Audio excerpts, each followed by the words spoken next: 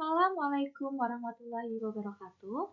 Yang saya hormati Profesor Dr. Andes Bambang Purwono MSc PhD selaku dosen pembimbing satu tugas akhir.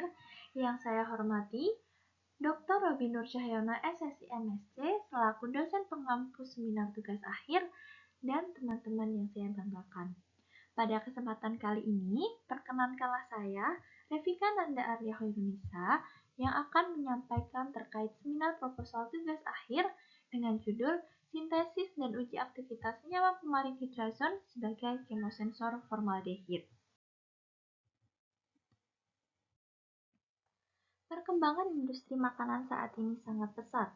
Beberapa bahan pengawet makanan juga menjadi perhatian khusus, meskipun hanya terdapat sedikit saja kandungan dalam makanan, tetapi hal itu dapat memberikan pengaruh yang fatal bagi kelangsungan hidup manusia.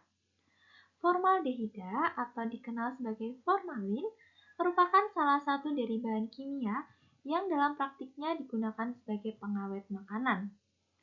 Berdasarkan laporan tahunan Badan Pengawas Obat dan Makanan tahun 2022 memaparkan bahwa sebanyak 7.200 makanan mengandung zat berbahaya formalin. Padahal, dalam hal ini, International Agency for Research Cancer atau IARC telah mengklarifikasi bahwa formaldehid merupakan senyawa yang bersifat karsinogen bagi manusia, yang mana hal ini dapat membahayakan kesehatan tubuh manusia. Pengembangan terkait deteksi formaldehida telah dilakukan, salah satunya yaitu dengan HPLC dan GCMS. Tetapi, kedua proses analisis tersebut memakan waktu yang cukup lama dan kompleks, meskipun dapat memberikan hasil yang selektif dan akurat.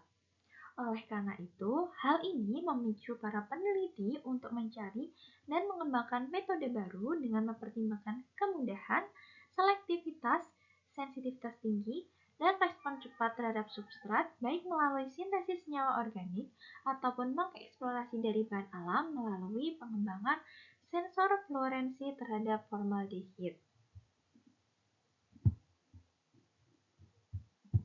Senyawa dengan gugus amina dan kromofor atau fluorofol atau keduanya dapat menunjukkan aktivitas sebagai sensor kimia. Adapun salah satu senyawa tersebut yaitu kumarin hydrazon. Tujuan penelitian yang pertama yaitu melakukan sintesis senyawa kumarin hydrazon melalui salisylaldehyde dan kanilin diamin dari reaksi kondensasi. Adapun tujuan penelitian yang kedua yaitu untuk melakukan uji aktivitas senyawa sebagai chemosensor formaldehid. Tinjauan pustaka dan perumusan hipotesis. Formaldehida merupakan senyawa volatil yang bersifat toksik yang banyak digunakan sebagai bahan pembuatan biosida, bahan pengawet, plastik, material bangunan, lem, obat, kosmetik, dan pengawet makanan. Formaldehid diklasifikasikan sebagai reagen karsinogenik oleh International Agency for Research on Cancer IARC dan Environmental Protection Agent oleh EPA. Chemosensor merupakan suatu senyawa yang dapat mengirimkan informasi secara langsung mengenai kehadiran suatu senyawa spesifik atau ion dalam suatu analit. Terdapat dua sisi penting dalam chemosensor, yaitu sisi ikat dan sisi sinyal. Pada chemosensor formaldehid, gugus amina digunakan sebagai sisi ikat, sedangkan yang berfungsi sebagai sisi sinyal yaitu gugus kromofor atau fluorofor. Chemosensor dapat memperlihatkan respon berupa perubahan warna atau fluoresensi melalui metode kolorimetri. Adapun respon perubahan warnanya ini dapat dilihat dengan mata telanjang. Senyawa kumarin hydrazon merupakan senyawa organik hasil kondensasi antara kumarin dan hydrazon yang berwujud padatan kristal berwarna kuning. Senyawa ini dapat memberikan sensitivitas dan selektivitas yang luar biasa terhadap deteksi kation, anion, dan biomolekul dengan memberikan perubahan warna yang dapat dideteksi mata telanjang secara instan sebagai sensor kimia. Hipotesis 1. Dasar hipotesis 1. Senyawa kumarin berhasil disintesis dari reaksi satu tahap atau one-pot reaction antara salisil-aldehid dan etil asetoasetat dengan katalis piperidin dan pelarut etanol melalui proses reflux.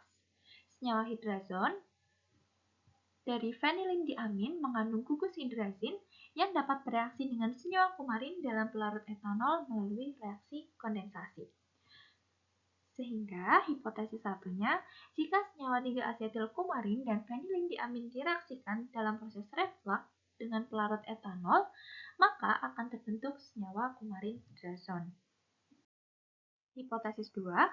Dasar hipotesis 2 berdasarkan penelitian terdahulu oleh Zhang, Zhou, Wei, Hidayah, gugus fungsi amina sebagai sisi ikat akan berikatan dengan formaldehid membentuk imina. Sementara itu, sisi sinyal yaitu gugus kromofor dan fluorofor akan bertanggung jawab atas perubahan warna sebagai akibat ikatan gugus amina dengan formaldehid. Sehingga hipotesis 2-nya, jika suatu senyawa organik yang mengandung gugus amina dan gugus kromofor atau fluorofor, maka senyawa tersebut jika dilarutkan ke dalam pelarut yang sesuai dan ditambahkan larutan formaldehida, maka akan memberikan perubahan warna yang jelas. Sehingga bisa digunakan sebagai chemosensor. Metode penelitian. Metode penelitian yang pertama yaitu sintesis kumarin.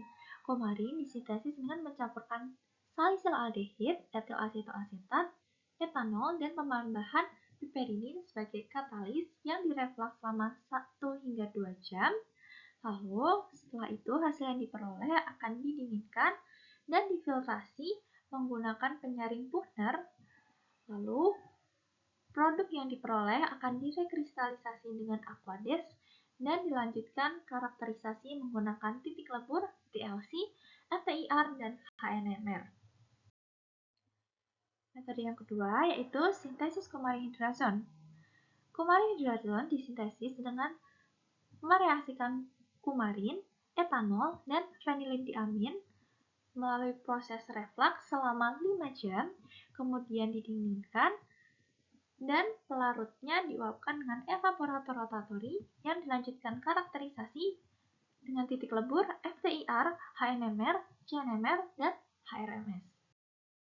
Lalu ada uji solvatokromik, di mana senyawa chemosensor dilarutkan ke dalam pelarut DMSO atau etanol atau asetonitril dengan konsentrasi 1 × 10⁻⁴ molar dan diambil 3 mili campuran larutan dan ditambahkan 50 mikroliter formaldehid 37%.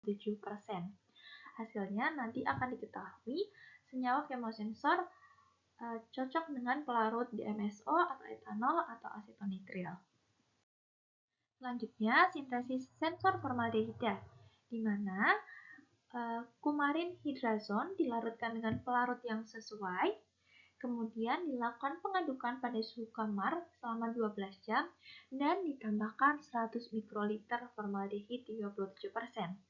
Selanjutnya, pelarut dihilangkan dengan evaporasi dan produk diberikan dengan kromatografi krom silika lalu dikarakterisasi dengan HNMR, CNMR, dan HRMS. Selanjutnya, preparasi sampel untuk studi spektroskopi, di mana larutan stok sensor 1 milimolar dalam pelarut yang sesuai ditambahkan dengan larutan stok formaldehida 10 milimolar dalam air deionisasi dan diuji spektroskopi dalam larutan buffer DMSO KHP dengan replikasi 3 kali. Lalu yang kedua adalah larutan stok sensor 1 milimolar dalam pelarut yang sesuai dan diuji spektroskopi dalam larutan buffer DMSO KHP yang direplikasi 3 kali. Studi spektroskopi ini bertujuan untuk mengetahui absorbensi dan panjang gelombang yang akan digunakan untuk pengujian selanjutnya. Selanjutnya ada penentuan LOD dan LOQ, di mana larutan induk formaldehid 10 milimolar dibuat dalam variasi konsentrasi 0–10 milimolar sebanyak 4 kali, lalu kemudian masing-masing konsentrasi larutan formaldehid tersebut ditambahkan dengan 100 mikroliter formaldehid 37% dan diukur absorbansinya menggunakan spektrofotometri fisis dengan panjang gelombang berdasarkan studi spektroskopi yang telah dilakukan. Lalu yang terakhir ada pembuatan kertas uji atau paper test strip formaldehid, di mana kertas saring yang berbentuk bulat direndam 2 kali dalam larutan senyawa sensor dengan konsentrasi 1×10⁻³ molar selama 15 menit, lalu dikeringkan selama 1 jam pada pengeringan suhu 60 derajat Celcius. Setelah itu, kertas uji dapat digunakan pada sampel. Sekian apa yang dapat saya sampaikan, kurang lebihnya mohon maaf. Wassalamualaikum warahmatullahi wabarakatuh.